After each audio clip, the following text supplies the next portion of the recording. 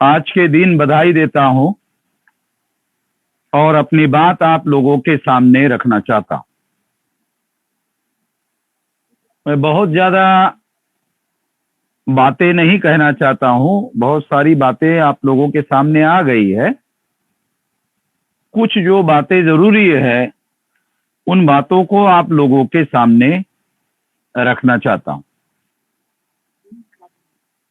सबसे पहले हम लोगों को ये ध्यान रखना होगा कि जो मूल निवासी शब्द है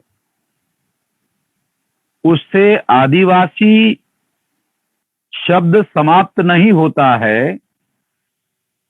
आदिवासी पहचान समाप्त नहीं होती है, बल्कि मूल निवासी शब्द की वजह से या मूल निवासी शब्द को मान्यता होने की वजह से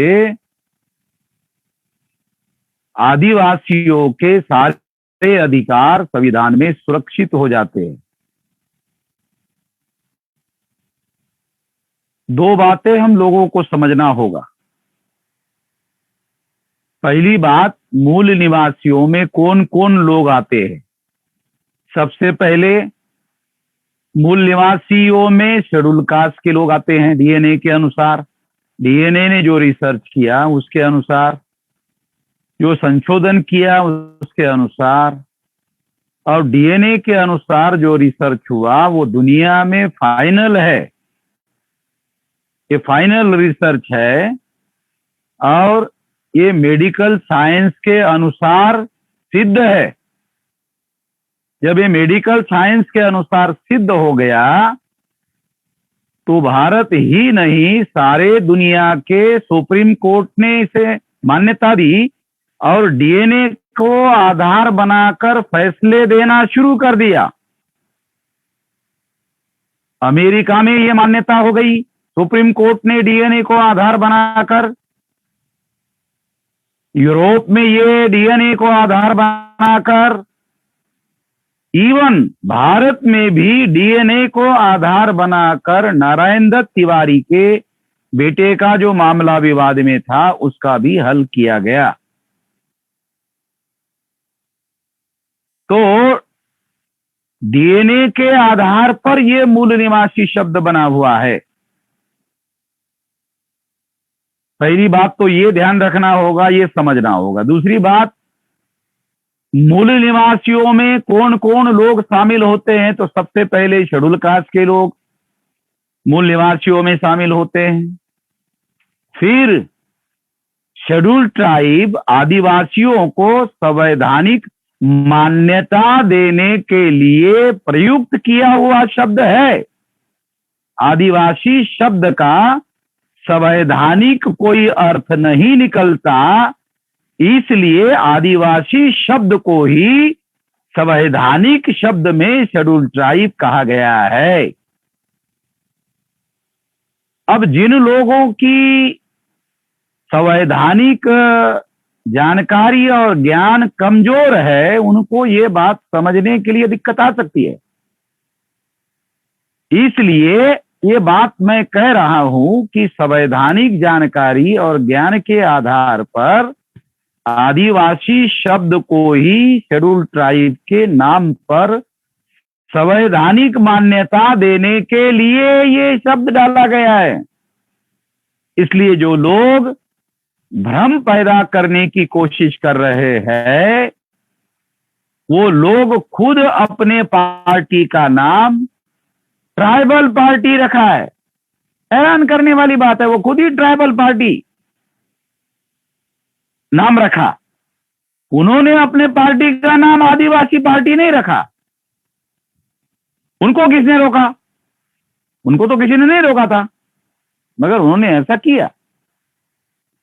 तीसरा है, मूल निवासियों के अंदर आने वाला बड़ा समूह है, वो है नोमैडिक ट्राइब, घुमंतू जातियां।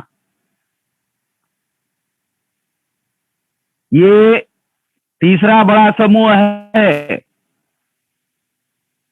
चौथा बड़ा समूह है एमबीसी, कई राज्यों ने, 8 राज्यों ने एमबीसी के तौर पर संवैधानिक मान्यता दी है, क्योंकि ये भी शब्द जो है संवैधानिक है, और नोमैडिक ट्राइब भी महाराष्ट्र में संवैधानिक मान्यता है। और ओबीसी को 16 नवंबर 92 को सुप्रीम कोर्ट ने 16 नवंबर 92 को मान्यता दी है। ये भी संवैधानिक शब्द है। यानी इसका अर्थ ये है कि मूल निवासियों के अधीन इतने सारे नाम आते हैं और इनकी पहचान नष्ट नहीं होती है मूल निवासी कहने से। मूल निवासी कहने से क्या होता है? पहचान नष्ट नहीं होती है, संवैधानिक अधिकार खत्म नहीं होते हैं, संवैधानिक अधिकार बरकरार रहते हैं। और अगर इन सभी लोगों को मूल निवासी कहा जाए तो फायदा क्या है? तो इनके अंदर एकता पैदा हो जाएगी। जो 6247 जाति और ट्राइब थे, उन लोगों को एक नाम मिल जाएगा, मूल निवासी। जब नाम एक होगा तो एकता पैदा करना आसान होगा। भावनात्मक रूप से हम लोग एक बनने के लिए आसानी होगी। इसलिए ये शब्द प्रचार में लाया जाना चाहिए, जिससे हम सब लोगों के बीच में एकता पैदा होगी। और जितनी ज्यादा एकता पैदा होती रहेगी, उतना उतना संवैधानिक अधिकार सुरक्षित होता रहेगा, उतना उतना संविधान अमल होना शुरू हो जाएगा। क्योंकि वो अमल नहीं कर रहे, तो क्या कारण है? क्योंकि हम अलग अलग लड़ रहे हैं। अगर सारे लोग इकट्ठा लड़ना शुरू करें तो दबाव पैदा हो जाएगा ब्राह्मण पर, मजबूर होकर उनको ये मानना होगा। जैसे अब उत्तर प्रदेश का चुनाव जीतना है, मजबूरी है ब्राह्मणों की, तो 28 ओबीसी को मंत्री बनाया, 12 शेड्यूल कास्ट को मंत्री बनाया, 8 आदिवासियों को मंत्री बनाया। ये बात अलग है कि अधिकार नहीं दिया, पोजीशन दिया, मगर ये मजबूरी है। ये जो हम लोग इकट्ठा आ रहे हैं, इसकी वजह से मजबूरी है। और ये जो मजबूरी है, ये मजबूरी की वजह से इनको चाहे दिखाने के लिए क्यों न हो देना पड़ रहा है। उसी तरह से भविष्य में संविधान पर अमल करने के लिए भी उन पर हमारे एकता से दबाव पैदा होगा। ये बात हम लोगों को समझना बहुत ज्यादा जरूरी है। जितना जल्दी समझेंगे उतना ठीक है। हमारा फायदा ही फायदा है, नुकसान नहीं है। एक तो ये बात समझना होगा। दूसरी बात मैं आप लोगों को समझाना चाहता हूं कि ये जो कॉमन सिविल कोड है, ये कॉमन सिविल कोड सभी को समान घोषित करने का कानून है। कॉमन सिविल कोड सभी लोगों को समान घोषित करने के लिए समान कानून, सभी के लिए समान कानून। तो इसलिए इससे ये सारे लोग समान हो जाएंगे। ऐसा दुष्प्रचार वो लोग कर रहे हैं। ये ब्राह्मणों के बुद्धि भेद का कार्यक्रम है। बुद्धि भेद कैसे है, मैं अभी बताता हूं। बुद्धि भेद कैसे है? हम सब लोग असमान हैं, ब्राह्मणों के तुलना में असमान है। ब्राह्मण सर पर बैठा हुआ है, हम नीचे हैं। ब्राह्मण और हमारे बीच में असमानता है। शेड्यूल कास्ट और ब्राह्मण के बीच में असमानता, शेड्यूल ट्राइब और ब्राह्मण के बीच में असमानता, नोमैडिक ट्राइब और ब्राह्मण के बीच में असमानता, एमबीसी और ब्राह्मण के बीच में असमानता, ओबीसी और ब्राह्मण के बीच में असमानता, माइनॉरिटी और ब्राह्मण के बीच में असमानता। हम सारे लोग असमान हैं। अब हम सारे लोग असमान हैं, इन असमान लोगों को वो समान घोषित करना चाहते हैं। मान लो असमान घोषित कर दिया, तो असमानता समाप्त कैसे होगी? ये तो केवल घोषणा हो गई। असमान लोगों को समान घोषित किया जाएगा। असमानता कैसे समाप्त होगी इससे? असमानता तो समाज में बरकरार रहेगी। इसका मतलब है सारे लोगों को, असमान लोगों को समान घोषित करने का कार्यक्रम असमानता को बरकरार रखने का षड्यंत्र है। इसे समझना जरूरी है। दोबारा बताता हूं, बहुत बड़ी बात कह रहा हूं। असमान लोगों को समान घोषित करना असमानता को बरकरार रखने का षड्यंत्र है। फिर असमानता समाप्त कैसे होगी?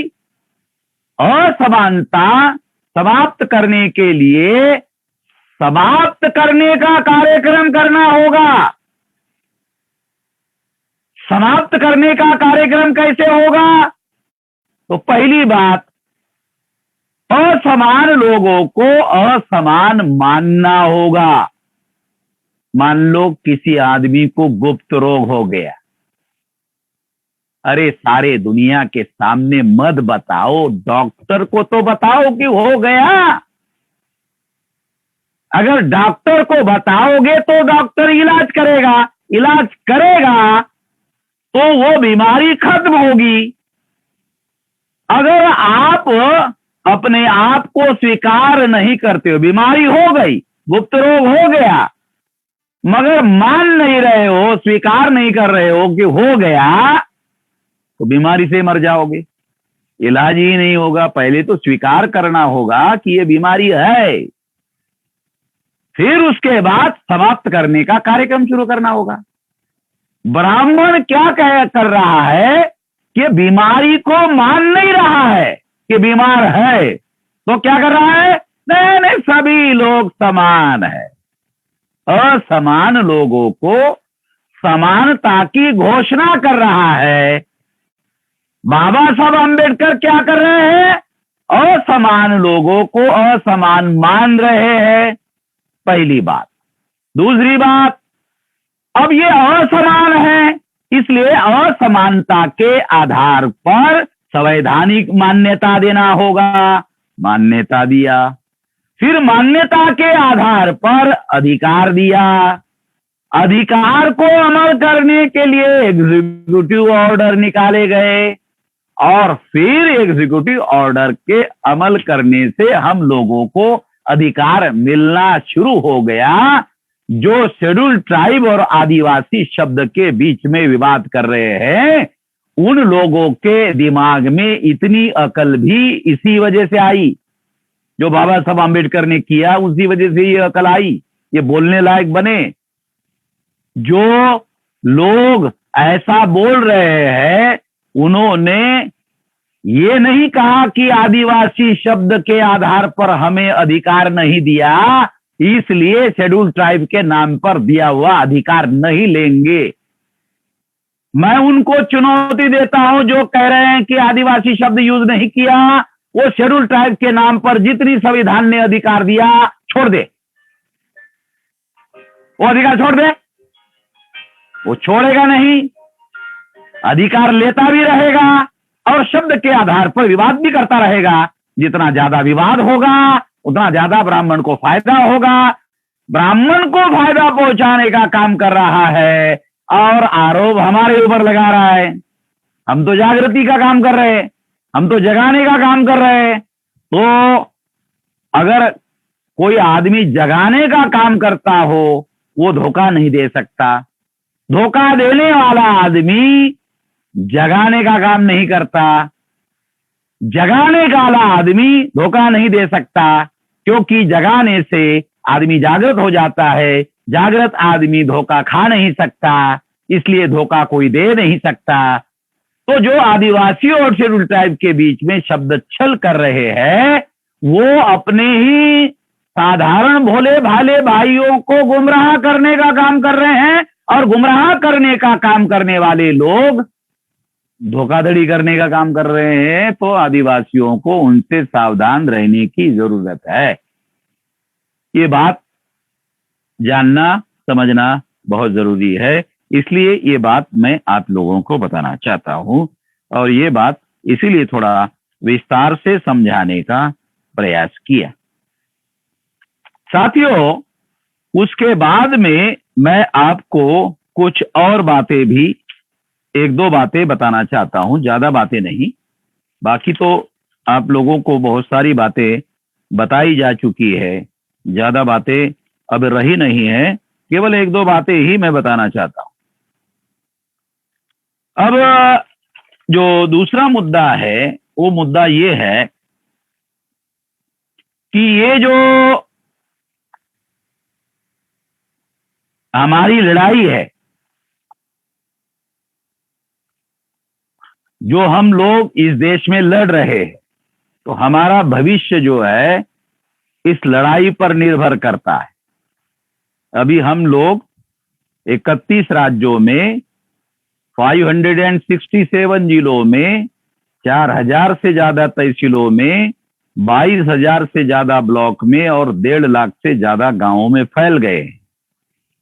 और आने वाले 10 साल में हम लोगों की आज जो ताकत है 1000 गुना बढ़ जाएगी, और जब 1000 गुना बढ़ जाएगी तो हम लोग आजादी के कगार पर पहुंच जाएंगे। और जब हम आजादी के कगार पर पहुंच जाएंगे और जब हम आजाद होंगे, तो आजाद भारत में आदिवासियों को संविधान में जो अधिकार दिए गए हैं वो शब्दशः अमल में लाए जा सकते हैं। आज तो अमल के बजाय आदिवासियों को दिए गए जो अधिकार है उसको सैबोटेज करने का काम किया जा रहा है। अब शब्दशः अमल कैसे होगा? जैसे फॉर एग्जांपल कि 80,000 लाख करोड़ का जो धन जमीन के नीचे आदिवासियों का है, तो उसका 25% अगर लेवी भी आदिवासियों को दी जाती है तो हर आदिवासी परिवार जो है 100 करोड़ से लेकर 1000 करोड़ का मालिक हो जाए। तो ये अमल जब तक ब्राह्मण का राज रहेगा तब तक नहीं होगा। जब हम लोग आजाद हो जाएंगे तो ये आदिवासी लोगों को अधिकार मिल जाएगा। एक बात। दूसरा, आज के तारीख में कांग्रेस जाती है तो बीजेपी आती है, बीजेपी जाती है तो कांग्रेस आती है। इसमें बीजेपी वाले लोगों ने 28 ओबीसी को मंत्री बनाया, अधिकार नहीं दिया। 12 शेड्यूल कास्ट को मंत्री बनाया, अधिकार नहीं दिया। 8 आदिवासियों को मंत्री बनाया, अधिकार नहीं दिया। और अधिकार देने वाली कोई खबर अब तक अखबार में नहीं आई, क्योंकि उसके सारे कैबिनेट मिनिस्टर ब्राह्मण क्षत्रिय वैश्य के हैं, और उन लोगों ने उनको अपने मंत्रालय के अधीन काम करने के लिए कार्यभार दिया। ऐसी कोई अभी तक खबर आई नहीं है, और किसी राज्य मंत्रियों में इतनी औकात नहीं है कि वो प्रधानमंत्री के सामने कंप्लेंट कर दे। तो वो चुपचाप है, क्योंकि उनको पोजीशन मिल गया। पोजीशन का क्या मतलब है? उनको मंत्री के हिसाब से बड़ी बड़ी कोठी मिल गई दिल्ली में, फिर उसमें उनको फैसिलिटी मिल गई, एयर कंडीशन मिल गया, और नौकर चाकर मिल गए, और एक कैबिन मिल गया, मंत्रालय में बैठने का टेबल कुर्सी मिल गया, और आने जाने के लिए गाड़ी हो गई, ड्राइवर हो गया, नमस्कार चमत्कार करने वाला स्टाफ हो गया। इसको कहते हैं पोजीशन। तो बाबा साहब आम्बेडकर का कहना है कि वो लोग हमें मंत्रालय के नाम पर पोजीशन देते हैं, पावर नहीं देते हैं। पावर का क्या मतलब है? पावर का मतलब है निर्णय करने का अधिकार। अब मैं आपको सबूत बताता हूं। हम लोगों ने नीट के मुद्दे पर ओबीसी के नीट के मुद्दे पर सारे देश भर में ज्ञापन दिया और धरना प्रदर्शन किया ओबीसी के लोगों के हक और अधिकार के लिए। इस वजह से सरकार को मजबूर होना पड़ा। बाद में बहुत सारे लोगों ने, राजनीतिक लोगों ने श्रेय लेने की कोशिश की, वो लेते रहे, मगर राष्ट्रीय स्तर पर तो लड़ाई हम नहीं लड़ी। जब हम लोगों ने सारे देश भर में ज्ञापन दिया, तो हमारे पास तो मंत्रालय नहीं है, हमारे पास तो एमएलए नहीं है, हमारे पास तो एमपी नहीं है, मगर जिनके पास मंत्रालय है वो मंत्रियों ने भी प्रधानमंत्री को ज्ञापन दिया। अरे तो मंत्री ने भी ज्ञापन दिया तो फिर मंत्री काहे के लिए बनाया? हम लोगों ने, जिनके पास कोई अधिकार नहीं है, उन्होंने ज्ञापन दिया और मंत्रियों ने भी ज्ञापन दिया, तो मंत्री और हम एक ही लायक है, तो फिर काहे के लिए मंत्री बनाया? ये इस बात को सिद्ध करने वाला एविडेंस है कि मंत्री जो है उत्तर प्रदेश में वोट लेने के लिए बनाए हैं, अधिकार देने के लिए नहीं बनाया है। ये बात हम लोगों को, आदिवासियों को समझाने के लिए उदाहरण दे रहा हूं, ताकि बात समझ में आ जाए। सारे देश भर में आदिवासियों की जमीन पर कब्जा किया जा रहा है। किसी मंत्री ने, आदिवासी ने बोला, किसी एमएलए ने बोला, किसी एमपी ने बोला, किसी मंत्री ने बोला? किसी ने नहीं बोला। बल्कि वो जो मंत्री है वो क्या बोलते हैं? बोलते हैं हनुमान हमारा पुरखा है। गधेपन की साली हद होनी चाहिए। बी को गधा होना चाहिए, मगर गधेपन की हद होना चाहिए। उसका पुरखा हनुमान है क्या? उसका पुरखा तो हनुमान नहीं है।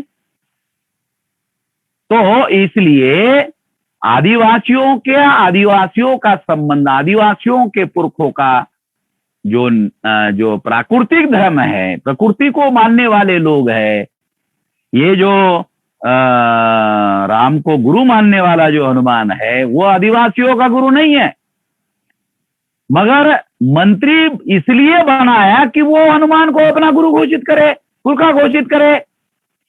अरे हनुमान को अगर पुरखा घोषित करोगे तो उसकी पूछ मानना पड़ेगा, और उसकी पूछ मानोगे तो फिर इंसान नहीं रहता है, आदमी जानवर हो जाता है। तो तुमको जानवर, हम जानवर है ऐसा तुम्हारे ही मुंह से घोषित करवाया जा रहा है। तो हम लोगों को इससे सतर्क रहना चाहिए, खबरदार रहना चाहिए कि वो हम लोगों को इंसान मानने के लिए राजी नहीं है, जानवर मान रहे हैं और हमसे जानवर हम है करके घोषित करवा रहे हैं। इससे हम लोगों को सावधान रहने की जरूरत है। केंद्र सरकार मूल निवासी दिवस मनाने का काम नहीं कर रहा है।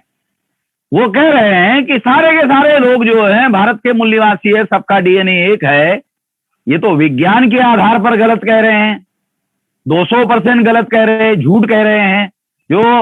जो मोहन भागवत ने कहा उस पर नरेंद्र मोदी अमल कर रहा है, और विश्व मूल निवासी दिवस की बधाई तक देने का काम नहीं किया आदिवासियों को। और इसका मतलब है कि अगर आदिवासियों को बधाई देने का भी काम नहीं कर रहा है, अगर नरेंद्र मोदी ये काम नहीं कर रहा है, तो इसका मतलब आरएसएस के एजेंडे पर नरेंद्र मोदी काम कर रहा है। हम तो नहीं कर रहे हैं, हम तो जगाने के काम में लगे हुए हैं। ये जो ऐसा कह रहे हैं उन लोगों से हम लोगों को सावधान रहने की जरूरत है, और ये बात हम लोगों को समझना बहुत ज्यादा जरूरी है। जब आजादी मिलेगी हम लोगों को, तो एक और भी बात हो सकती है। वो क्या हो सकती है?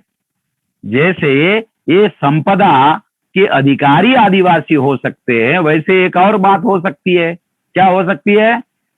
कि आजाद भारत में आदिवासी भी प्रधानमंत्री हो सकता है,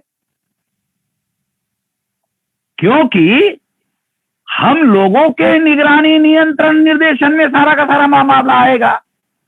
तो आदिवासी का आदमी भी देश का प्रधानमंत्री योग्यता के आधार पर बन जाएगा। और अगर ऐसा हो गया तो इससे तो फायदा ही फायदा है, नुकसान तो है नहीं। तो ये एक बात जो है हम लोगों को जानने और समझने की है। मैं यही बात समझाने का प्रयास कर रहा हूं और ये समझाने के लिए ही मैं आपको ये बातें बता रहा था। इसलिए मैं बहुत ज्यादा और लंबी बात नहीं कहना चाहता, इतना ही बात कहकर अपनी बात समाप्त करना चाहता हूं। आपने